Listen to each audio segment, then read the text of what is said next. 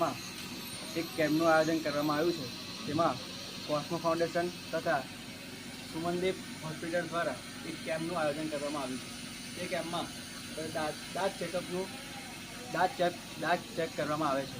જેમાં મેં આજે એક દાંત ચેક કરાવ્યા અને દાંત સાફ પણ કરાવ્યા, અને સાથે સાથે મારી દાળમાં એક પ્રોબ્લેમ હતો, જેમાં સિમેન્ટ પણ પુરાવ્યું. તે બદલ હું કોસ્મો ફાઉન્ડેશનનો આભાર માનું છું.